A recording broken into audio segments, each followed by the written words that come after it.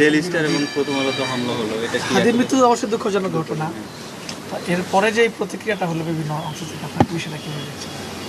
এটা পরিকল্পিতভাবে নির্বাচন পেছানোর এবং গণতান্ত্রিক যাত্রাকে বাধাগ্রস্ত করার একটা কৌশল বলে আমরা মনে করি।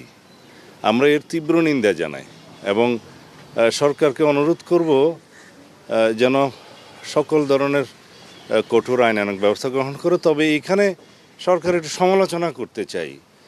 এটা আন্দাজ করা উচিত ছিল, ইন্টেলিজেন্স রিপোর্ট থাকা উচিত ছিল এবং প্রিকশনারি মেজার্স হিসাবে আগে থেকে এটার ব্যবস্থা নেওয়া উচিত ছিল। বিশেষ করে কয়েকটা টার্গেট প্লেস তারা ঠিক করেছে আগের থেকে, এগুলো আমরা দেখেছি এবং এগুলোর মধ্য দিয়ে সারা দেশে একটা অরাজক পরিস্থিতি সৃষ্টি করে নির্বাচনকে বাধাগ্রস্ত করা যায় কিনা সেইটার একটা পরিকল্পনা বা অপকৌশলের কোনো বিষয় আছে কিনা সেটা খতিয়ে দেখার দরকার।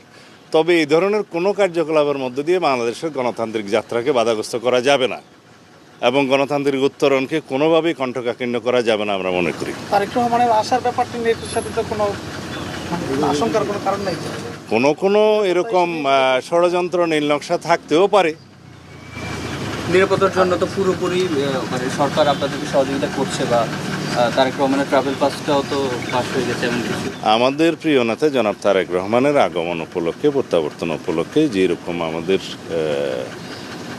পদক্ষেপ নেওয়া দরকার এবং এখানে নিরাপত্তাজনিত যে সমস্ত বিষয়গুলো আছে এখানে সরকারের সাথে আমরা সমন্বয় করছি এবং তারা যথেষ্ট সহযোগিতা করছে। সংগঠনের বিষয়টি এটা আমরা 300 ফিটের মধ্যেই করতে চাচ্ছি, সেটা আমরা এখন ফাইনাল করব আজকে।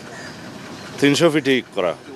এটা হচ্ছে জনসভা নয়, এটা হচ্ছে তিনি জনগণের সামনে উপস্থিত হবেন, জনগণকে ধন্যবাদ জানাবেন এবং কৃতজ্ঞতা জানাবেন তার স্বদেশ প্রত্যাবর্তন 25 তারিখেই কি?